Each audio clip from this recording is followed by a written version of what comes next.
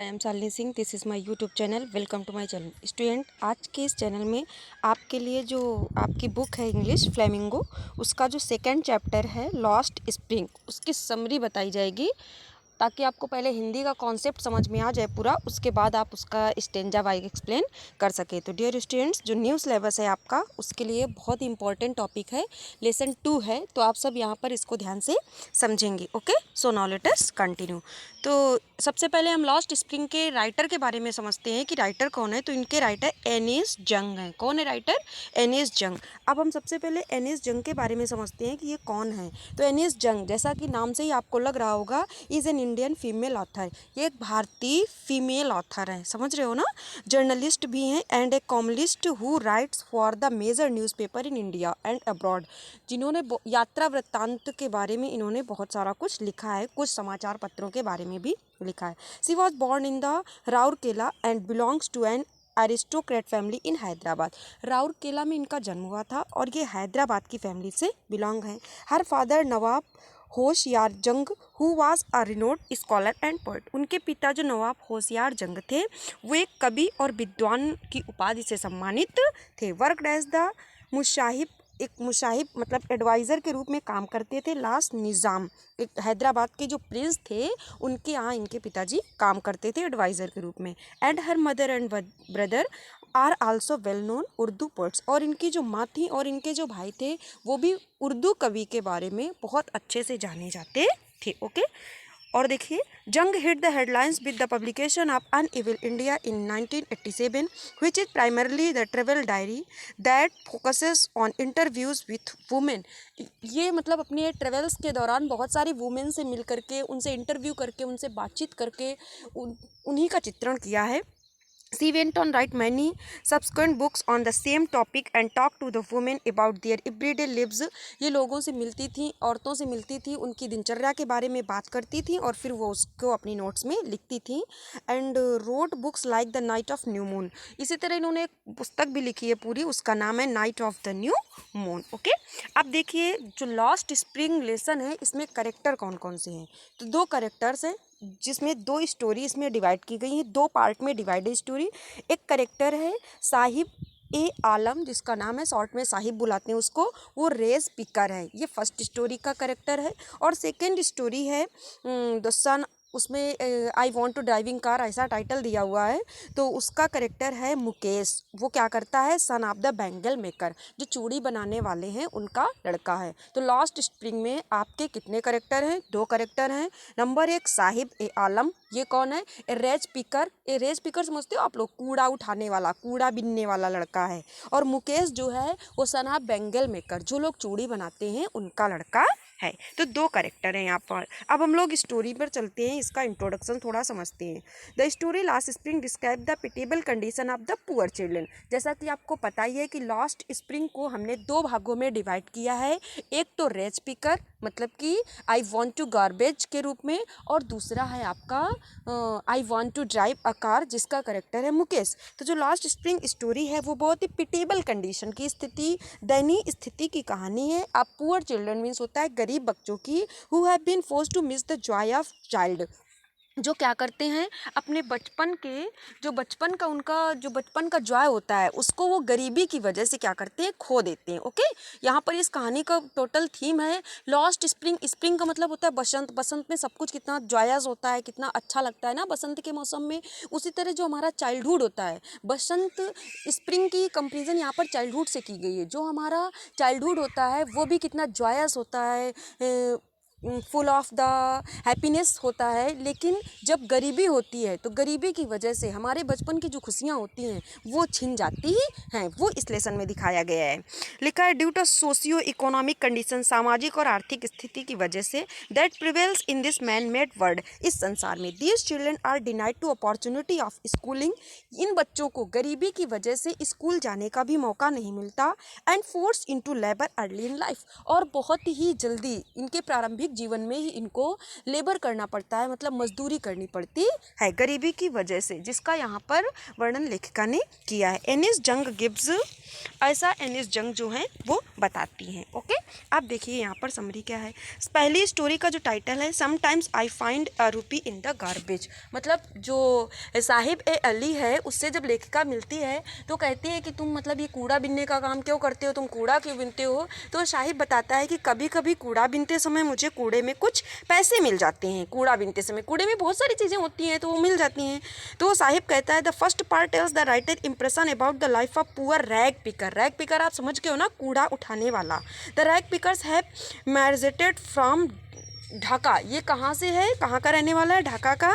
And found settlement in the Seemapuri, लेकिन वहाँ पर बहुत ही क्या होता है, एक नेचुरल क्लैमिटी आ जाती है, प्राकृतिक आपत्ति की वजह से ये लोग ढाका छोड़ करके दिल्ली में शिफ्ट होते हैं, दिल्ली के सीमापुरी में। ओके, क्योंकि their fields and homes have been swept away by the storms, उनके घर उनके खेत तूफान में सब क्या हो जाते हैं, बह जाते हैं। They had come to big city to find a living, इतने बड़े शहर में वो अपनी जीविका को कमाने के लिए आते हैं। दे आर पुअर, और वो कैसे हैं, वो लोग बहुत गरीब हैं। The writer watches Sahib every morning, जो लेखिका है वो साहिब को प्रत्येक सुबह देखती है। Scrounging for gold in her neighbourhood, मतलब यहाँ पर गोल्ड किसको कहा गया पता है, कूड़े को यहाँ पर लेखिका ने गोल्ड कहा है, क्योंकि उनके लिए तो कूड़ा गोल्ड ही है। कूड़े से कुछ ना कुछ जब वो डिस्कवर करते रहते हैं तो उनको कोई ना कोई चीज़ वहाँ पर मिल जाती है, तो वो उनके लिए गोल्ड हो जाता है। ओके, लिखा है garbage is a means of, उनके लिए जो गार्बेज है उसका मतलब है गोल्ड, मतलब जो वो साहिब है, साहिब के लिए वो कूड़ा सोने के समान है। Garbage is means of several of the elders and for the children it is something wrapped in the wonder, क्योंकि कभी कभी कूड़े में बहुत सारी चीज़ें ढकी होती हैं जो अचानक उनको मिल जाती हैं, जिसको बेच करके वो अपनी जीविका कमाते हैं। तो कूड़े को वो लोग यहाँ पर किससे कंपेरिजन करते हैं, गोल्ड से। Okay, the children come across a coin और टू फ्रॉम इट, कभी कभी उनको एक दो सिक्के भी मिल जाते हैं कूड़े से। This people have desires and ambitions but they don't know the way to achieve them, इन लोगों की भी कुछ इच्छाएं हैं, कुछ पाने की, कुछ आगे बढ़ने की, लेकिन वो ऐसा नहीं कर पाते। They are quite a few things that are unreachable to them, बहुत सारी ऐसी चीज़ें हैं जो उनके पास से बिल्कुल अनरीचेबल हैं, उनको कभी मिलती ही नहीं है। जैसे शूज है, टेनिस है, स्कूल गोइंग है। इन बच्चों को गरीबी की वजह से ऐसी चीज़ें कुछ भी नहीं मिल पाती। Later Saheb joins a tea stall, थोड़े दिनों बाद साहिब एक होटल में चाय की दुकान पे काम कर लेता है। फेयर ही कुड, जहाँ से वो अपनी जीविका को चलाने लगता है, और वो सोचता है बस अब यही मेरी ज़िंदगी है, और यहीं से वो अपनी लाइफ को कंप्लीट समझने लगता है। ये फर्स्ट स्टोरी का टाइप है स्टूडेंट्स। ओके, और यहाँ पर अब सेकंड स्टोरी है, ये तो साहिब की कहानी है। अब यहाँ पर जो मुकेश नाम का लड़का है उसकी कहानी क्या है। Mukesh I want to drive a car, Mukesh का जो एम है, जो टारगेट है वो है कि वो कार चलाना चाहता है। वो क्या करना चाहता है, कार चलाना चाहता है, मतलब ड्राइविंग सीखना चाहता है। तो second part deals with the life of Mukesh, जो सेकेंड पार्ट इस स्टोरी का है वो मुकेश से है। Who belongs to the family of bangle makers, जो किस फैमिली से बिलोंग करता है, चूड़ी बनाने वाले। Firozabad is the best known for its glass blowing industry, जो फिरोजाबाद सिटी है वो कांच के उद्योग के लिए एक फेमस सिटी माना जाता है। Nearly 20,000 children are engage in this business, लगभग 20,000 से भी ज़्यादा बच्चे इस बिजनेस में इंगेज होते हैं। And the law that forbid child labour is not known, और लोगों को ये पता भी नहीं वहाँ पर कि बाल मजदूरी करना मतलब निषेध है, ऐसा कुछ भी नहीं। छोटे छोटे बच्चे परिश्रम करते हैं। Living condition and working environment is woeful tale, जो ये वहाँ की स्थिति है वो बहुत दुखद है। Life in dingy cells and working close to heart friends, और जो बच्चे हैं वहाँ पर जो काम करने वाले लोग हैं वो हमेशा डार्कनेस में काम करते हैं। ही always work in the glass making, और वो छोटे छोटे बच्चे हमेशा बहुत दिनों से, मतलब उनके पूर्वज लोग जो हैं सब कांच का ही काम करते हैं। They expose the various health hazards like losing, और जब अंधेरे में काम करते करते, क्योंकि गरीबी है, लाइट की कोई व्यवस्था है नहीं, कांच का इतना काम होता है पतला, और अंधेरे में कंटिन्यू काम करते करते उन लोगों की जो आई साइट है वो बहुत ही डिसेबल्स हो जाती है, आई मीन आई साइट उनकी चली जाती है। ओके, नेक्स्ट देखो लिखा है मुकेश आज फादर इज ब्लाइंड, और इस तरह धीरे धीरे काम करते हुए मुकेश के जो पिता हैं वो भी अंधे हो जाते हैं। And were his father grand mother before him, पहले उनके बाबा दादाजी अंधे हो जाते हैं, फिर उनके पिताजी, मतलब ये ऐसे जेनरेटिक चलता ही रहता है, क्योंकि उन लोगों को कंटिन्यू डार्क में काम करना पड़ता है।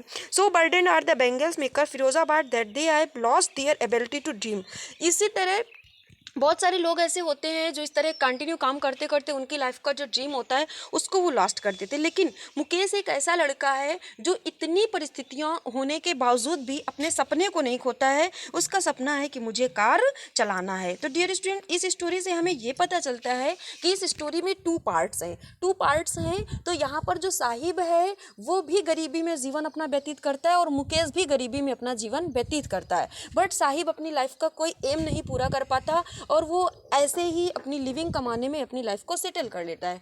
वाइल जबकि जो मुकेश है वो इतनी क्रिटिकल कंडीशन होने पर भी अपने सपनों को नहीं छोड़ता है। उसका सपना था कि मैं ड्राइविंग सीखूंगा, तो इतना कुछ भी होते हुए भी वो अपने सपने को पूरा करता है और फाइनली वो कार को चलाना सीख लेता है। जबकि उसकी फैमिली में बहुत मतलब ये लोग बहुत ही रूढ़वादी थे। इनका केवल यही काम था कि मतलब हम लोग तो इस दुनिया में और कोई काम जान ही नहीं सकते, बस हमारा सिर्फ काम है चूड़ियाँ बनाना, यही काम करेंगे। उसके सारे पूर्वज बहुत समय से ये काम करते आ रहे हैं। बट मुकेश ने ऐसा नहीं किया कुछ दिन तक, क्योंकि उसने देखा कि इस काम को करते करते मेरे दादाजी अंधे हो गए थे, मेरे पिताजी अंधे हो गए, तो अब मुझे ये काम नहीं करना। तो उसने हट करके अपने सपने को पूरा किया। फाइनली मुझे ये इस लेसन से शिक्षा मिलती है हम सबको कि मतलब कोई भी काम हो, गरीबी अगर है हमारे यहाँ तो हम गरीबी से स्ट्रगल करके अपना एक सपना बनाएं और उस सपने को हम अपना पूरा कर सकते हैं। ऐसा कुछ नहीं है कि पुअर्टी है तो जो हमारे पूर्वज करते आए वही काम हम भी करेंगे। वी मेक सो डिफरेंट, हम कुछ ना कुछ अलग काम कर सकते हैं। तो डियर स्टूडेंट्स, नेक्स्ट